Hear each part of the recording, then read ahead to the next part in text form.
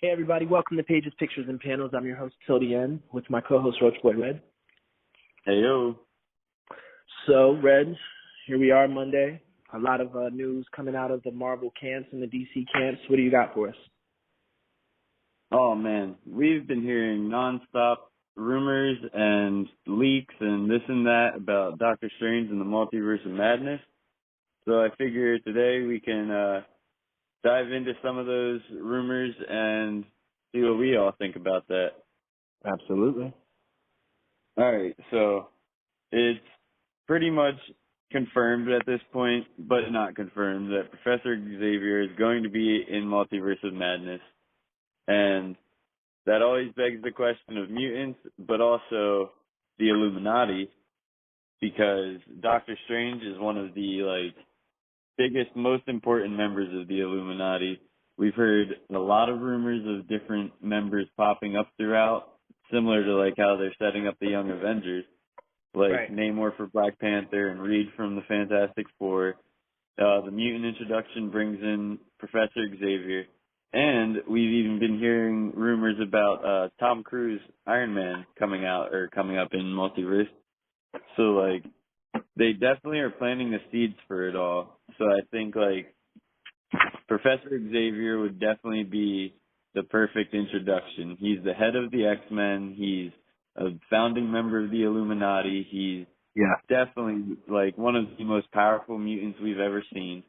So it would be a perfect power scaling for him to show up in, as well as story. 100%.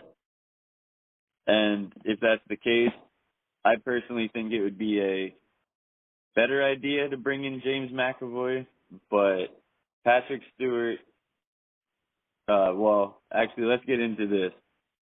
There's a lot of plot leaks going around. I've heard plenty of things actually from pages on YouTube like The Cosmic Wonder and Marvelous Wave again. And they're saying that Wanda and Xavier are going to have an actual battle of the minds type situation, ultimately ending in the death of Xavier. And that makes so much sense because Patrick Stewart has said multiple times that he doesn't want to sign on to a long-term deal again. He's getting old and stuff, so I understand. He's been playing Xavier since 1999 X-Men 1 came out? 99, 2000. Filming since 99. Yeah, so he's been Xavier for more than 2 decades now. And I could see him wanting to come in and not close out the role, but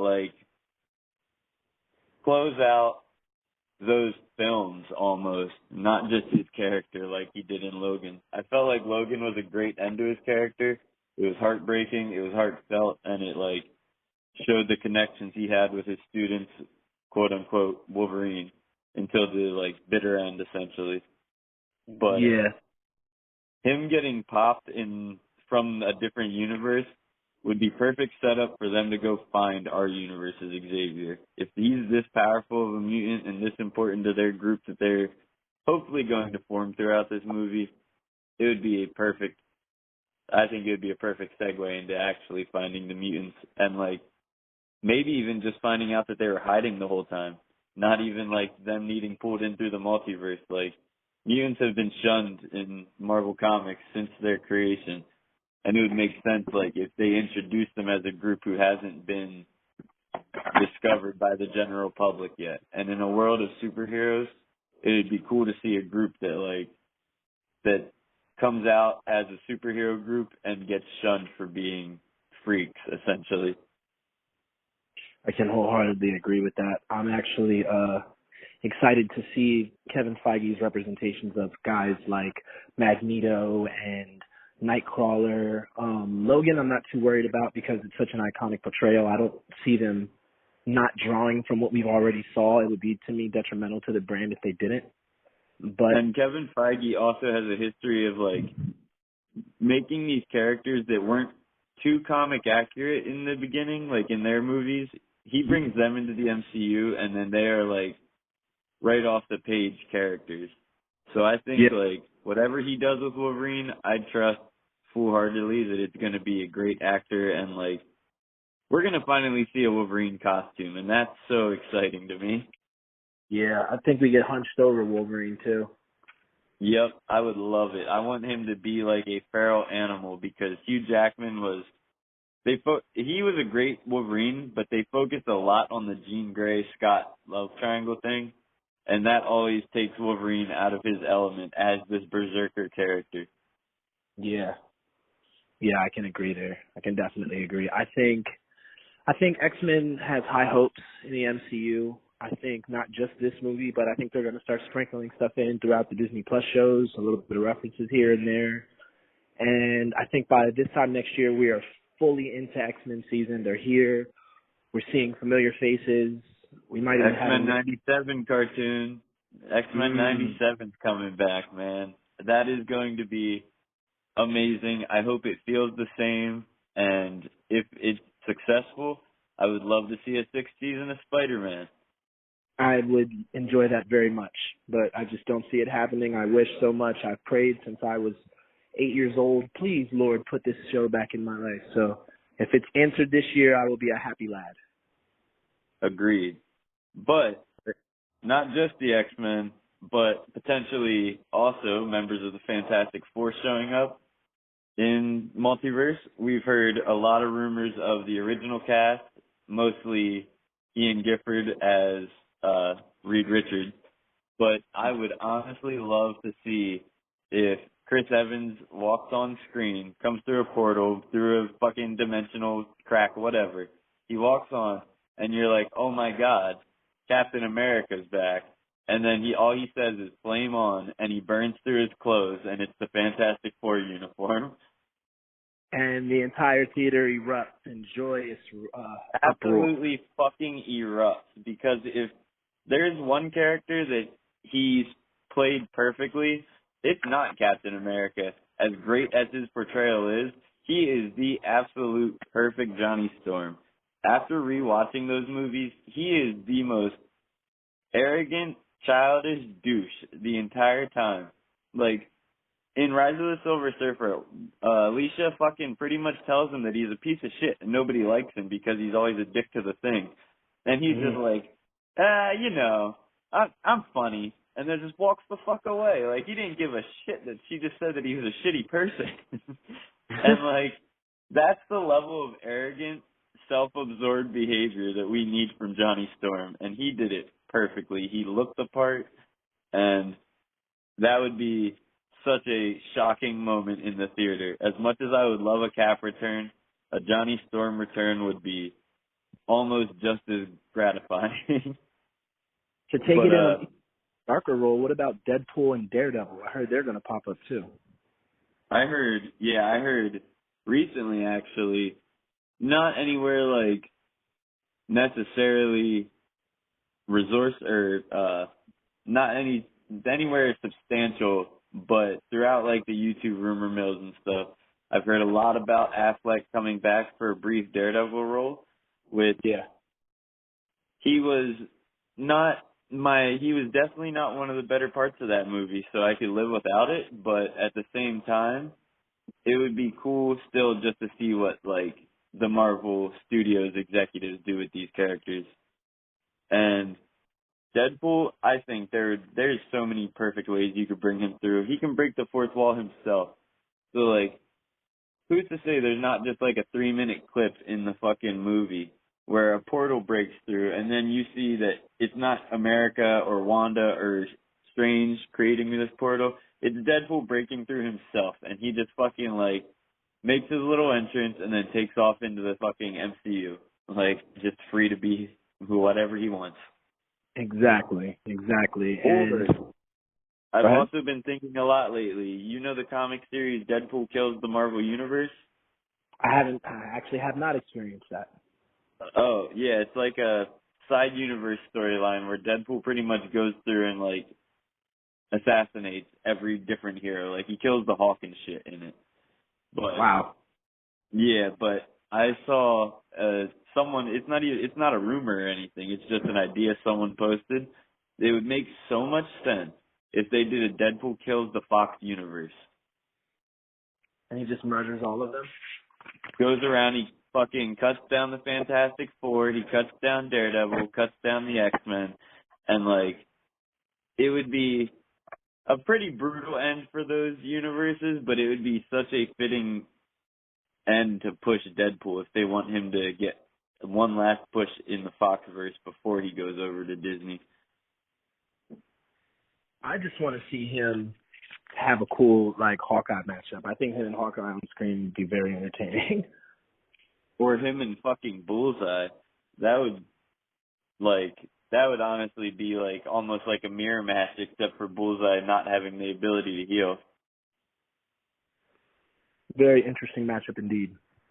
There's so many good characters that Deadpool could both team up with and go up against in the MCU.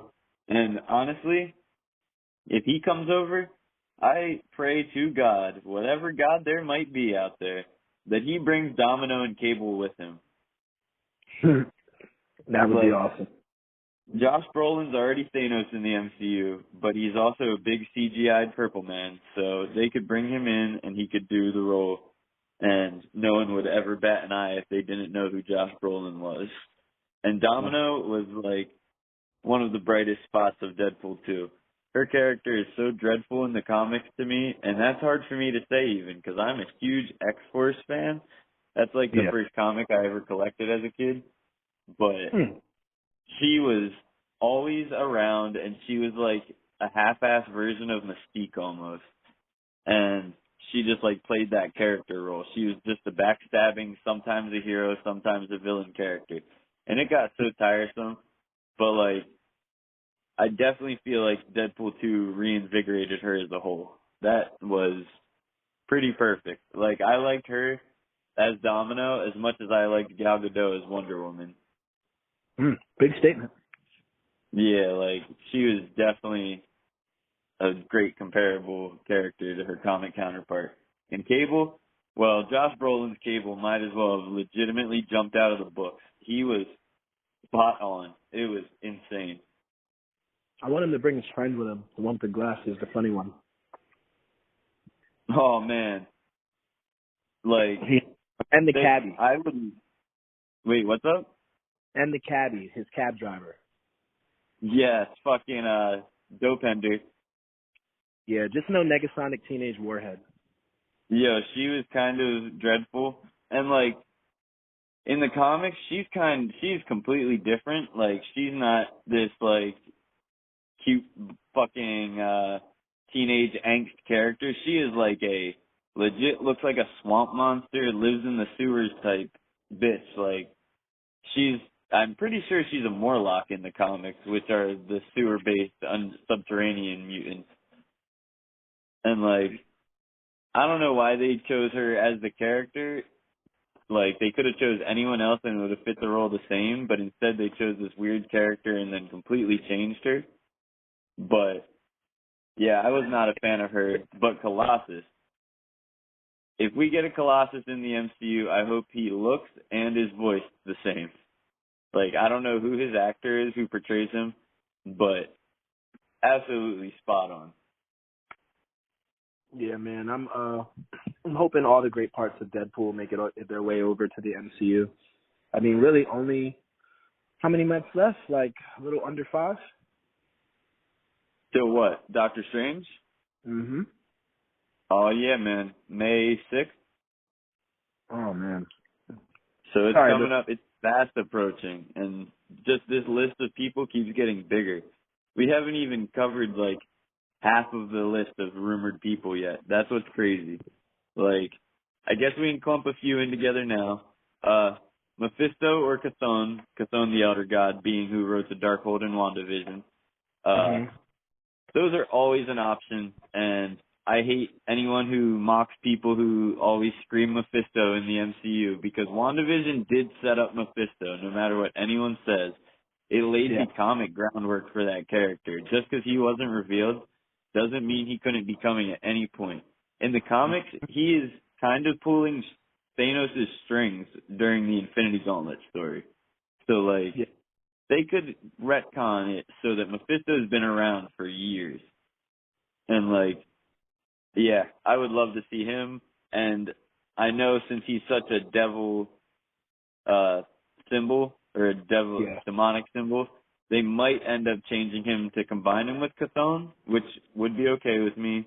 Similar to how either Shumagrath or Gargantos, we don't know who is appearing in the movie, but one of them appeared in the trailer. And I don't know if you ever heard of Conan the Barbarian, but Shumagrath is actually owned by the creators of Conan the Barbarian, so they might not be able to use his name in the movie. So I've heard a lot that they're going to be using Gargantos as the name for Shumagrath, and that would make sense to me. That would be cool, because Gargantos he's pretty much just a sea monster in the comics. So I was confused to see him pop up in the trailer and Doctor Strange just absolutely dispatch him on screen at the end of No Way Home. Like, there's no way that's that's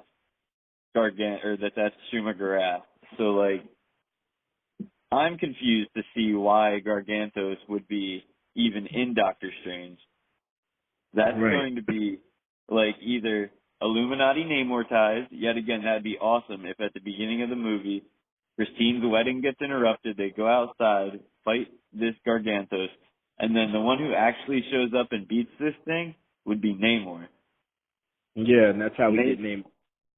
And he's one of the founding members of the Illuminati.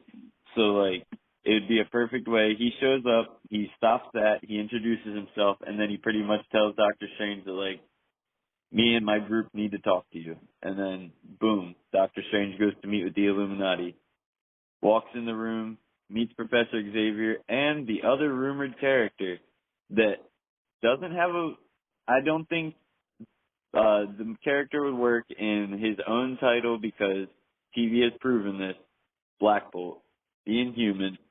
The Inhumans was a terrible TV show. Most people didn't get past the third episode. And Kevin Feige is, like, known for shutting down that movie before Ike Perlmutter got demoted to Just TV Marvel. He was trying to push that movie through for probably 25 years, and they kept getting shut down. So, like, I don't see an Inhumans movie coming anytime soon, but Black Bolt is an integral part of the Marvel Universe, so bring him in a movie that, like, his appearance can be small. Just introduce him, let you know he's in the world, and then, boom, continue with the movie. So, I agree. Other than that, we've heard rumors of John Krasinski coming back to play a weird other universe version of Reed Richards just for this, not the actual MCU Reed Richards. And he doesn't want committed, similar to Patrick Stewart. Same with Emily Blunt, who everyone thinks should be Sue Storm if he's Reed, since they're actually married. I agree. It would be pretty spot on. But they don't want commitments, so it would be cool if he showed up for an appearance. And we've seen that variants can look different all the time. It would be that nod to all the fan castings of him for probably 10 years now. And I think it would do a lot of justice to the Fantastic Four, even if it's not our proper Fantastic Four that's going to be upcoming. Like, I think it would be cool if John Krasinski plays Marvel 616 comic book Reed Richards. That would be fantastic. Like, no pun intended, actually. But, he honestly embodies, like, just in his appearance and his demeanor, like, in every role, he could play comic book Mr. Fantastic, and that's hard to do. The movies didn't even do that, honestly. So if we, like, step into the realms of thinking about these, like, characters and stuff, and we talked about a lot of people that are potentially showing up or at this point all but guaranteed to show up, if you could pick 3, and we'll limit it to 3, if you could pick 3 fantasy matchups that you could see in Doctor Strange, what would they be and why? Well, first off, I love the idea of Wanda versus Xavier. It is the most powerful telepath versus probably the most powerful mortal in Marvel Comics. Like, Wanda is unmatched nearly. except by someone on Xavier's level. He is beyond Omega level. Like, Yeah. it is insane. And Patrick Stewart, his death in X3 The Last Stand was so, out of all things in that subpar movie, his death scene was pretty fantastic. He played it well, and like, if they're going to kill the character off, I would love to see it in a capacity similar to that, but honestly better because, well, the Marvel Cinematic Universe does everything better, even the comics most of the time. Yeah. I honestly agree. The second matchup I would pick would be actually one that you brought to light, Scarlet Witch versus Jean Grey, the Phoenix.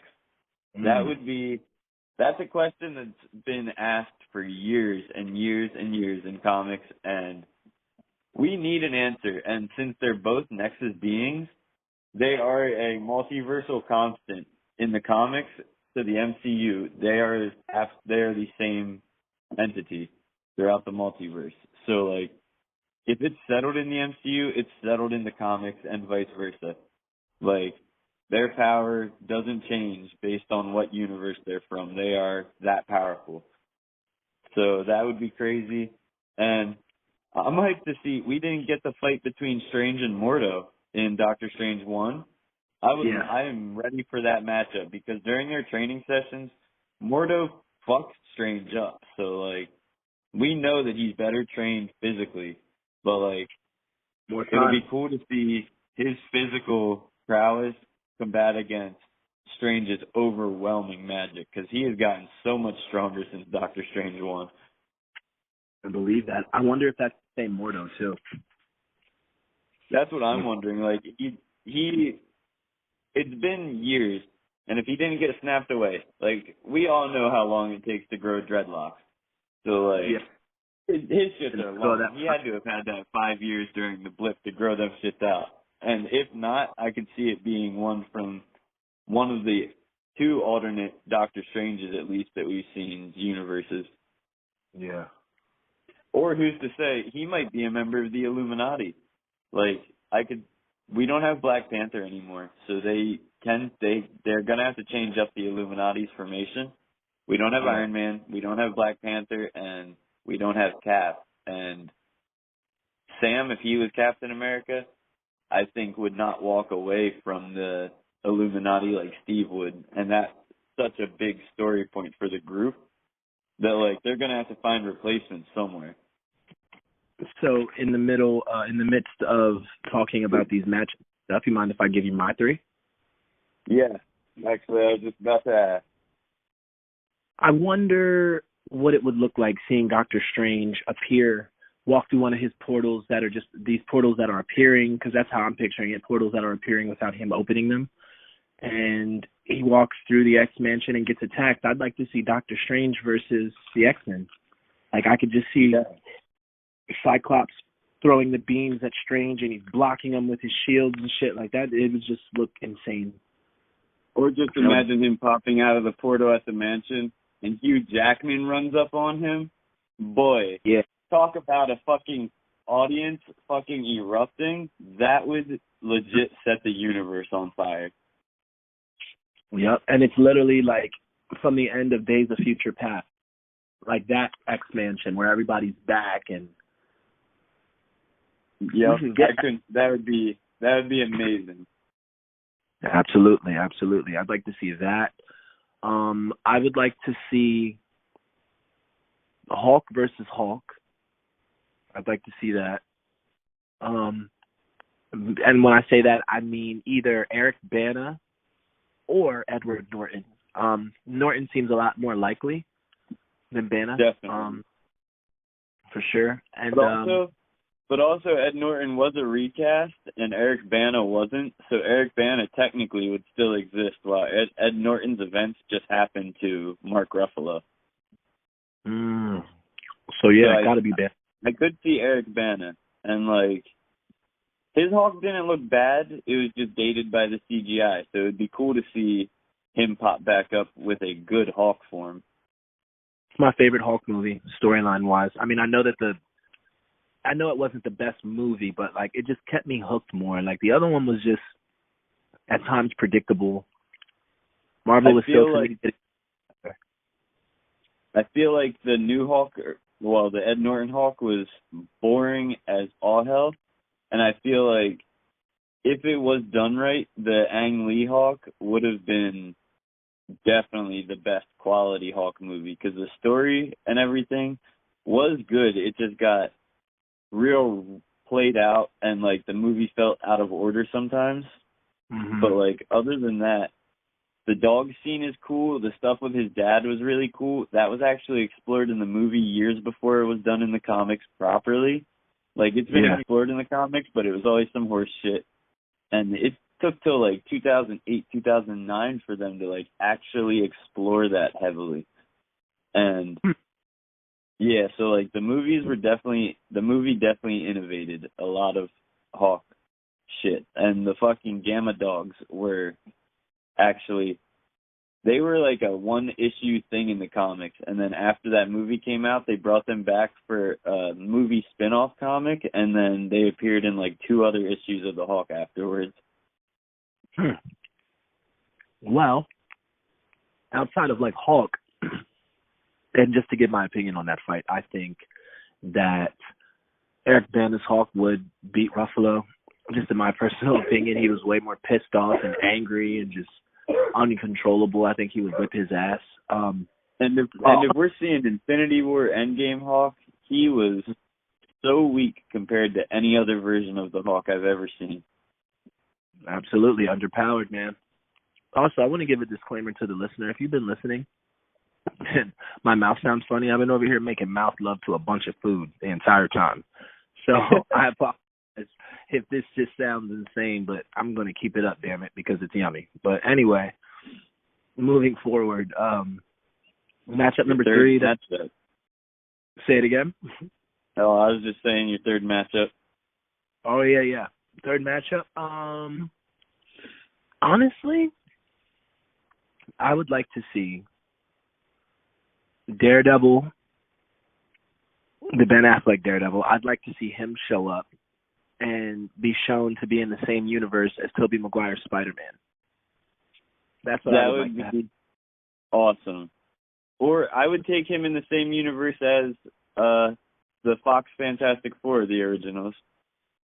I want them all to be in the same deal. I want them all to be together. Yeah, and like, we know that Fantastic Four isn't in the same universe as Tobey Maguire because he doesn't have any concept of like what a team is.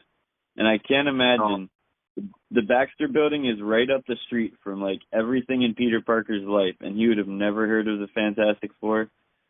Yeah. So like that is a little discouraging on that front.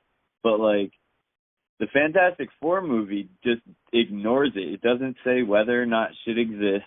So like it would be cool to see it, one of the most iconic team-ups, which is Daredevil and the FF. Daredevil and Spider-Man would be awesome, but at this point, I just want Charlie Cox and Tom Holland. Yeah, especially we already got the Spider-Man Daredevil team-up kind of on that brick. They tag teamed. Yep. So, like, that would be fantastic. It would feel like the 90s cartoon all over again. But I definitely agree with you on some, like, tie these old universes together so that it fits in with the vibe of like the universes converging in No Way Home. Like, it doesn't have to be 30 different universes. Just make it so like the X-Men movies and the Fantastic Four movies happen in the same place.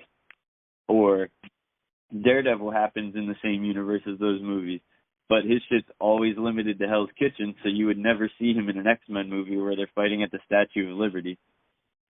Right. About to say he's literally jurisdictional, and that's about it. And that's why I like that character. He minds his own deal. He's great. I'm like, yeah, that would be fantastic. Yeah, absolutely. He's great, man. Other than that, we do also got to talk about the obvious. Strange is going to fight Wanda in this movie. Yeah. And that, okay, in the comics, the Avengers Disassembled / House of M storyline is one of the most heartbreaking stories in comics to me, that shit sucks. And it's gonna suck so bad to sit there and watch Wanda decay into fucking being crazy. And it's gonna be amazing, don't get me wrong. But I'm hoping the MCU does what they do best and they write it off somehow so that it's not her fault. Because in the comics, she is just crazy. Like, it is not some external entity. She is just doing fucked up shit because she's upset. Yeah, well, I mean, been through a lot, going through the Infinity side and leading up to now. That's what scares me is, like, WandaVision in the end didn't fix her situation. It was definitely a better story than her going crazy in the comics, but it didn't fix a damn thing. So, like, they're going to have to do something, and it seems like that something is definitely just let her go wild in this movie. I don't think it fixed it because it was just the introduction at the end of her realizing that she even has something she's going through. She kept saying throughout WandaVision, I don't even know how all this started. She's literally trying to process her grief. You got to process it, at least in my experiences, you process grief, then you deal with grief, then you get over grief. Like, it's 3 stages, and literally WandaVision is nothing but the first stage. She recognizes there's a problem. That's why she stops it at the end of WandaVision. And then she goes out to that house in what my estimation would be to deal with the grief. And I feel like this multiversal shit that's going down is going to drudge up a lot of, like, angst and, like, anger and frustrations inside of her, because at the same time, can you imagine trying to process the loss of your loved one, and you have to go to fucking work, like, and work for, like, NASA and defend against an asteroid, you know what I mean? Like, just these huge undertakings and shit. Like, I think her mind is not going to be able to handle it, and she snaps. And also, like, we always think about that she has to go find her kids, but Vision is also somewhere out there in the world, and she still has no idea where. Yeah. So she does know Vision left, right? Yeah. So, like, we also have that story point that she needs closure on. Like, I feel like it's just a lot, and it's going to be a big breaking point for the character. Yeah. And I hope she doesn't do anything that, like, ruins her, because she was permanently, like, damaged in the comics from that. And I hope she's back being proper Wanda for Avengers 5. I'm actually hoping the opposite, man. I hope we don't get her back to the light until, like, Avengers 6 down the road. I like that character development. I like seeing somebody go down. The redemption arc is kind of becoming redundant in Marvel. Like, a lot of people just redeeming themselves, whether at the end or before death or just coming back as anti-heroes. Like, I kind of want to see somebody's dark descent and stay there. You know what I mean? She could be a big bad for years to come, bro. She doesn't have to die. None of that. Like, I just want to see these classic matchups again when we get the X-Men. Maybe we can have her as a big bad in the X-Men. Maybe that's how we get her. And that's what I'm wondering, like, since they have to bring the mutants in somehow, Wanda would be the perfect bridge since she is a fucking mutant, and they kind of explore that in WandaVision a little bit. So, like, it would be cool to see her stick around to do some of her mutant-related stuff, which is normally in the comics, even, like, before the crazy stuff. When she debuted, she was a villain. She was part of Magneto's group. Yeah. So, like, it would be cool to explore that kind of stuff. But, like, I hope the MCU keeps her more in control of herself. I guess that's the better way to word it. Because Wanda is known for acting out like a rabid animal a lot of the times in the books, like, in more recent times. Definitely not back in the day. And, like, that's not cool. Wanda's such a good character for them to kind of, it feels like they disrespect her in the comics, similar to how they shit on Dick Grayson, Nightwing, in DC. Like, writers constantly just think of him as Batman's original little boy toy with the fucking green panties because of fucking the 60s Adam West show and stuff. But, like, Nightwing is honestly a better hero than Batman. And the DC writers just ignore that and fucking shit on him. And, like, also, like, Hank Pym, once he hit Jan once in the comics on, like, mind you, he was, like, they made him crazy off the pin particles. So like they tried to justify it and stuff, and for the rest of his career and the rest of Marvel Comics, he is still known as a woman beater by both fans and characters in the stories. Like Tony Stark, every time he has to dismiss this guy, he pretty much just goes and tells him to beat his wife or something. Such disrespect. I also want to agree with you about the Nightwing thing. Yeah, man. And like it seems kind of like they've done that for a few years now with Wanda, and I personally think the MCU is going to fix that. So she's still sympathetic. In the comics, she's not sympathetic. Even by like the point where WandaVision takes place, she's still kind of a villainous like bitch.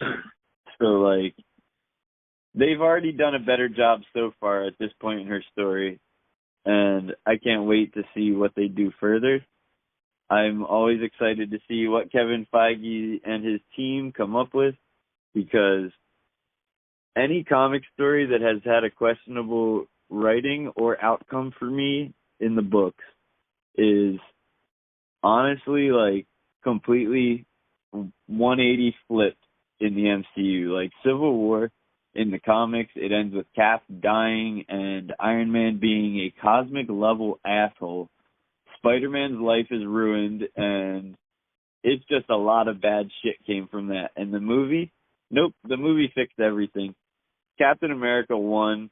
Iron Man got his ass whooped, which he kind of needed at that point in the Avengers story. It kind of like reality checked and grounded him. And I think, honestly, without that ass whooping, he would have not taken the beating from Thanos so well in Infinity War. Absolutely. I think that his combat evolved in Civil War too. That was the most combat I've ever seen Tony do hand to hand, especially against individuals. Because he had to fight some of the best fucking martial artists in fucking the MCU at the time. Like, absolutely. If he would have had to fight Black Panther, it would have been the three best that we had at the time. He would have went hand to hand with, and technically he beat Bucky. And he could have beaten Cap if it wasn't for fucking him and Bucky jumping him. Absolutely. Even out of the suit, he kind of, just for at least 3 seconds, did a little hand-to-hand confrontation with Bucky and didn't look so bad. He even looked like he surprised himself. Yeah. And, like, that's saying something, because Bucky's not just military trained, but he's also trained by Nazis, Soviets. Fucking, he's pretty much built for killing. That's it. Assassin.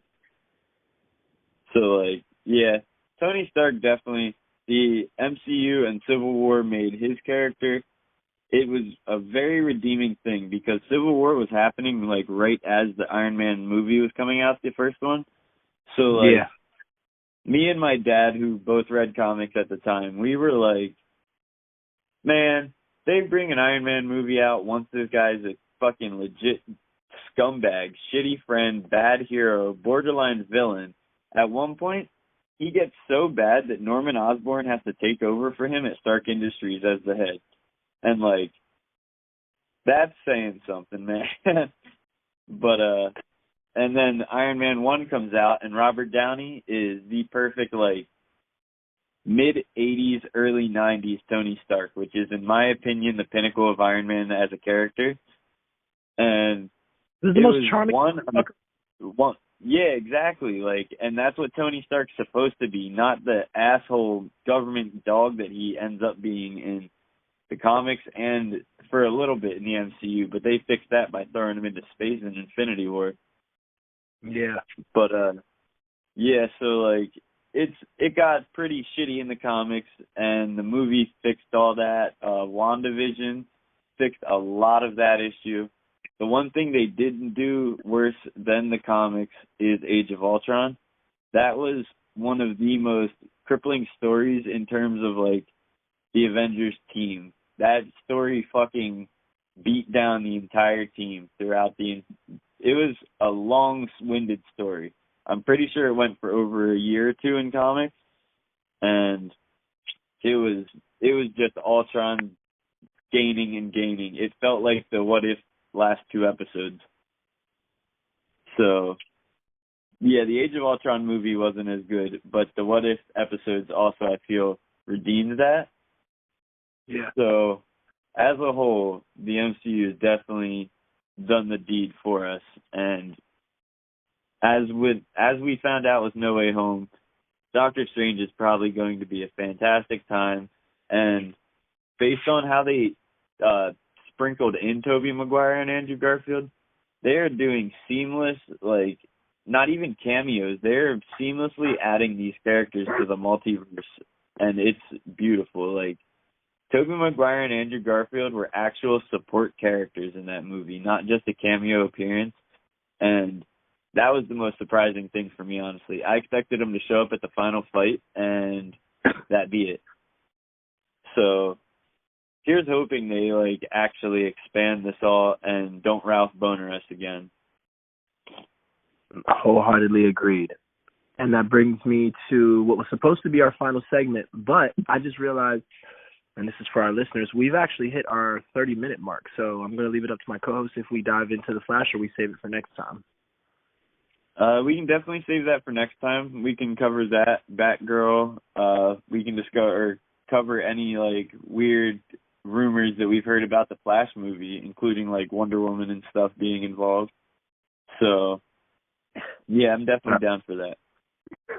I am in 100% agreement, and I will be in 100% attendance, and hopefully you, the listener, will be as well. Red, what do you got coming on the Comic Corner this week? Oh, man. Coming tomorrow or the next day, we're going to be covering an episode all about Moon Knight in preparation for the March release. Actually, we just got a trailer today, so if you're listening out there, definitely go check that out on YouTube. And other than that, stay tuned for upcoming updates on new episodes later this week, maybe next week.